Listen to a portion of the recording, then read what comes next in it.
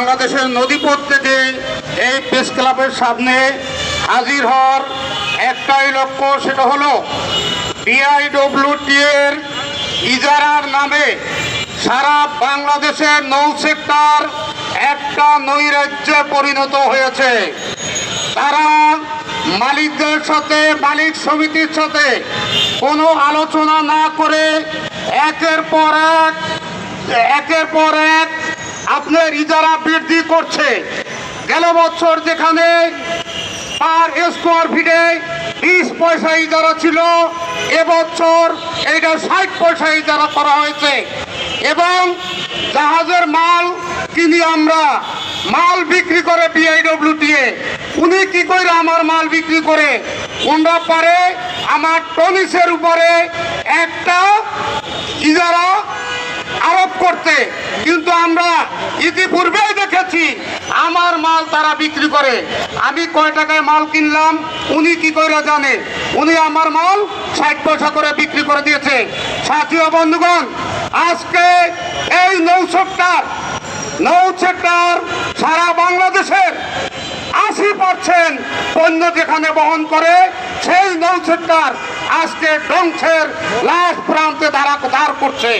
সংগ্রামী সাথী ও বন্ধুগণ, আপনারা জানেন বিআইডব্লিউটি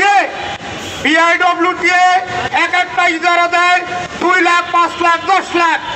একটা ইজারা গত বছর পদ্মা নদীতে এইটা ছিল 6 লক্ষ টাকা, সেই ইজারা বছর দেওয়া হচ্ছে 1.5 কোটি টাকা। আমরা মনে করছি ওখানে কি কোনো স্বর্ণের খনি উঠেছে নাকি? আমরা মনে করছি ওখানে বোধহয় কোনো স্বর্ণের খনি পাওয়া গেছে। যদি না হয়ে থাকে তাহলে ইজারার মূল্য এত কি কারণে বৃদ্ধি পেল আমরা জানতে চাই।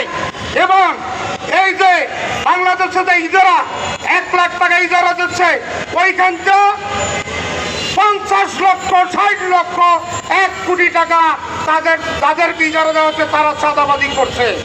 এবং আমরা দেখতে পেয়েছি নৌপথে, রানিং জাহাজে, চলন্ত জাহাজে ট্রলার দিয়ে চাঁদাবাজি করা হয় বিআইডব্লিউটি এর রিসিডের মাধ্যমে। আজকে এই জন্য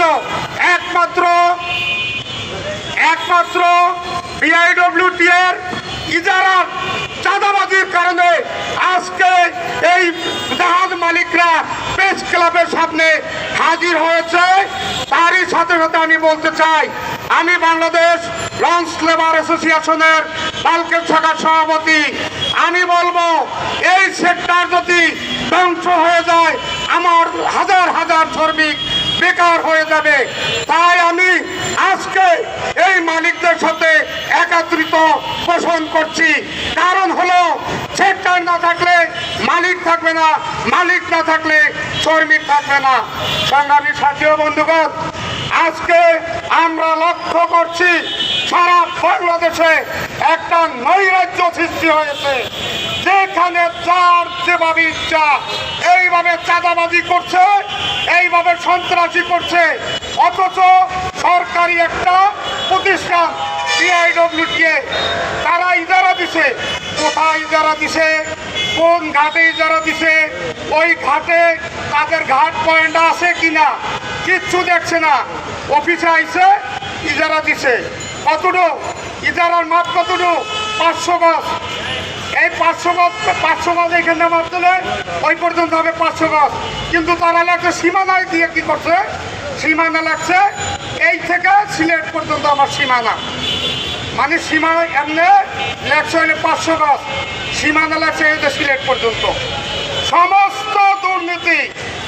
সমস্ত দুর্নীতি বিআইডব্লিউটি এর পরিহার করে মালিকদের সাথে আলাপ আলোচনার মাধ্যমে এই সমস্ত বাংলাদেশের ইজারা ঠিক করতে হবে।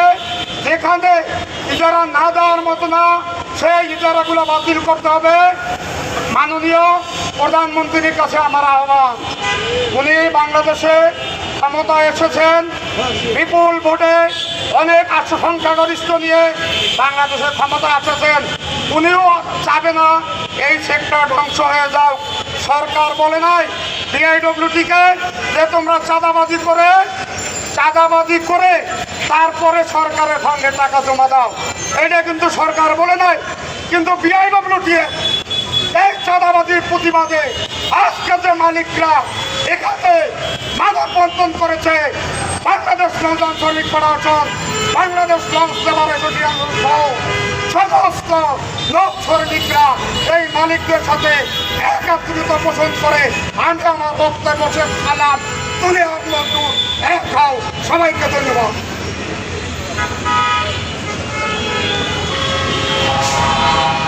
সংগ্রামী